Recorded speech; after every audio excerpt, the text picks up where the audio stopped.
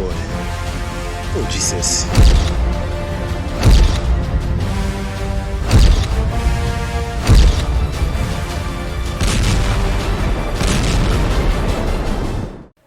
जो लोग कहते हैं कि ईरान को युद्ध में रूस से मदद नहीं मिल रही है, वो अब ये जान लें कि रूस ईरान को जबरदस्त खुफिया मदद पहुंचा रहा है। Oh my God. Oh, Jesus.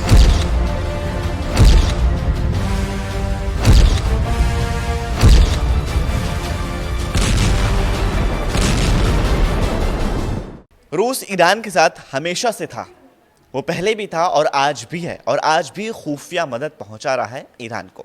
America की वॉशिंगटन पोस्ट को पेंटागन के 3 अधिकारियों ने जानकारी दी है। रूस के ईरान को जबरदस्त खुफिया जानकारी और सैटेलाइट के जरिए रियल टाइम मदद दे रहा है। दावा तो यहाँ तक किया गया है कि रूस की वजह से ही ईरान ने मिडिल ईस्ट में अमेरिका के 27 सैन्य अड्डों पर भीषण हमले किए।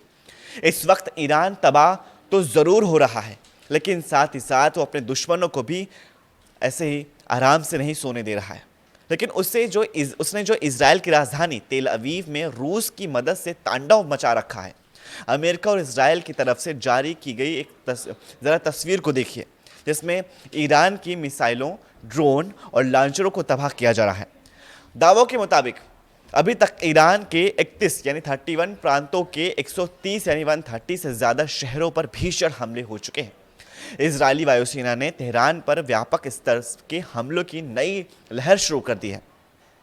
इजराइल का दावा है कि उन्होंने ईरान के 80% यानी 80% हवाई रक्षा तंत्र और मिसाइल लॉन्चर से तबाह कर दिया है।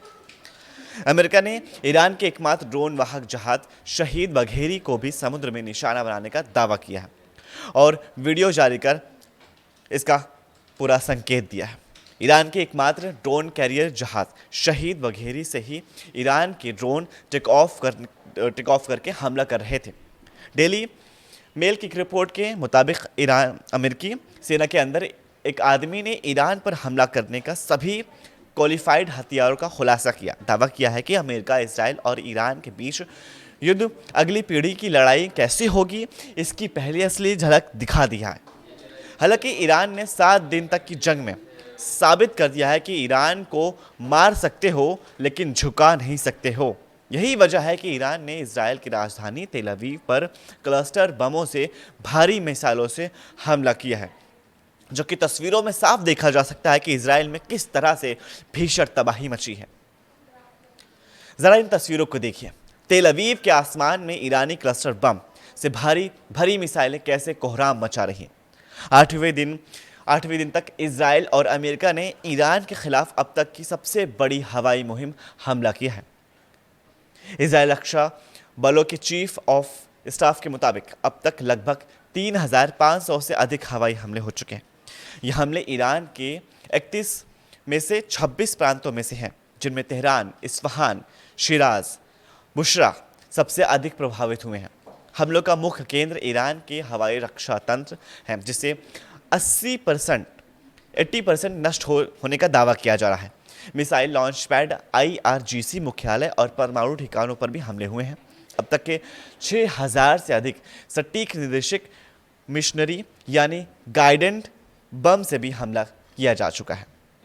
इजराइल के पास दुनिया का सबसे उन्नत multi layer air defence system है, लेकिन क्लस्टर बमों ने इसकी सबसे कुछ गंभीर चुनौतियां पेश की हैं।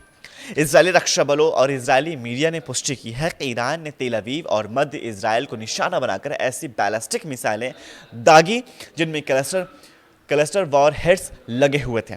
ये मिसाइलें ज़मीन से टकराने से पहले ही हवा में फट गईं।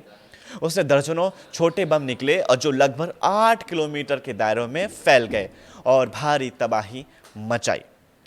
अब आप ये जान लीजिए कि इजराइल पर हमला करने के अलावा ईरान की पश्चिमी एशिया ने कहां भीषण हमले किए हैं। 24 घंटे में ईरान ने अपने ऑपरेशन 2 प्रॉमिस फोर्थ के तहत पश्चिमी एशिया यानी मिडिल ईस्ट के कई देशों और वहां स्थित अमेरिकी ठिकानों पर भीषण हमले किए। ईरान ने इस बार अपनी सबसे उन्नत तकनीकी और ड्रोन सर्वनाम का इस्तेमाल किया। फतह 2 हाइपरसोनिक मिसाइल ने ईरान का दावा है कि इन मिसाइलों से इजराइल की डेविड सिग्नल और एरो 3 डिफेंस सिस्टम को चकमा देकर तेल अवीव के सैन्य मुख्यालय को निशाना बनाया गया है।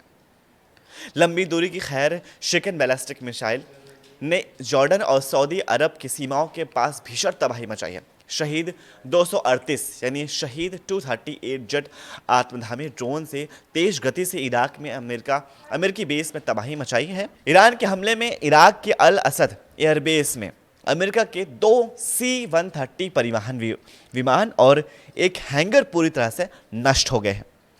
इजराइल के नवीनतम एयरबेस के रनवे को भारी नुकसान पहुंचा है। अब देखना होगा कि आने वाले घंटों में ईरान, अमेरिका और इजराइल एक दूसरे पर कहां-कहां और किन-किन हथियारों से हमले करते हैं। इस वीडियो को ज़्यादा से ज़्यादा लाइक कीजिए, अपने फैमिली और व्हाट्सएप ग्रुप पे इधर शेयर कीजिए और नीचे दिए गए कमेंट्स में हमें अपनी राय ज़रूर लिख के भेजिए। हम फिर मिलेंगे एक नई खबर के साथ, तब तक के लिए शुक्रिया। Oh my God. Oh Jesus.